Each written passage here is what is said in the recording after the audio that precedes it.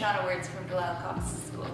I just wanted to take a moment to discuss the Learning for Life goal some of my colleagues and myself have been working towards here.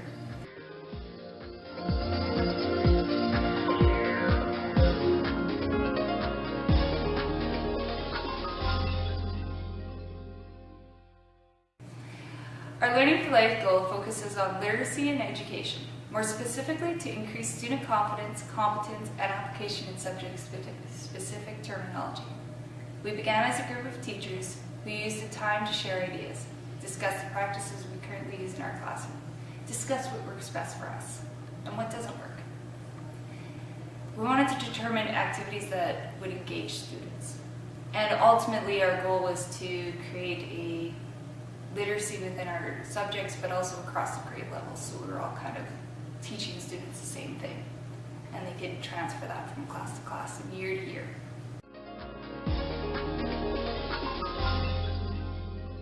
Basically what I've been doing in my own classroom, in the math class, at the beginning of the year I talked to the students and asked them, what do you guys want to do? How would you best learn terminology? And I just basically wanted to get an idea of how can I get them more engaged? So I included them in that decision process. They came back and they said, well, we could really decorate your room and put up posters, and it'd just be nice to be able to look at that stuff.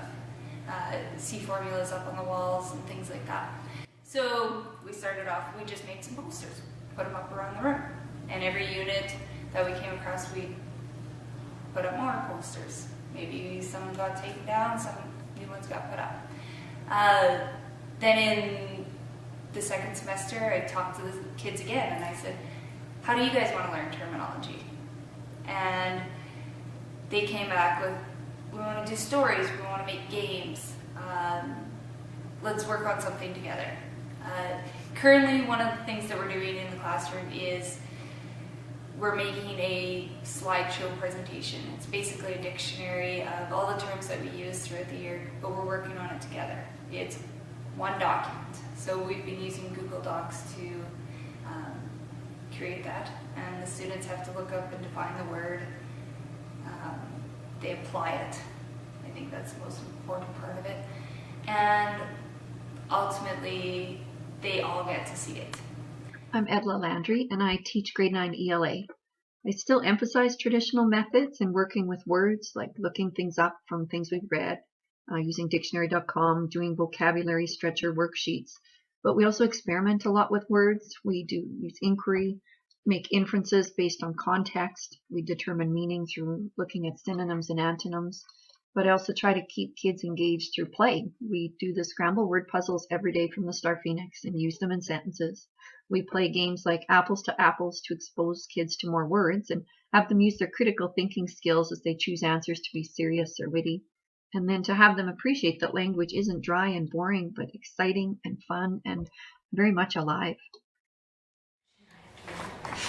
Loud, spontaneous combustion. Loud wood chippers and largemouth bass. Okay, so we have oxygen, eyes, an iceberg, and Stephen King. It's Stefan. It's Stephen. This one's local. Okay. This one grumpy. Next one down is Hey Stevie. It's the agent of the period 5. Blake? Yeah. Well, No, because that's a name. yeah. Bleak. Yeah. There we go. Definitely. Industrial arts has very specific terminology, and as most of the kids are being exposed to the units and concepts for the first time, there is a big learning curve when it comes to terminology.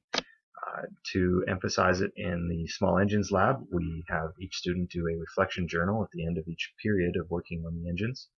In that journal, they're to use specific terminology for the tools and for the parts that they've been working on and engine systems they've been working on that day. In the wood shop, when we're introduced to new tools or new projects, terminology is emphasized, and there is a follow-up terminology quiz which tests them during class time, they're using the words and terminologies for the new tools and processes they're learning constantly.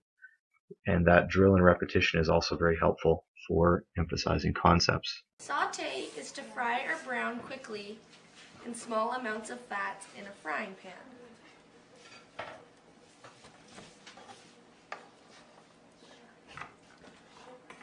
Kneading is to work dough with your hands using similar movements, first of pressing and then folding and stretching.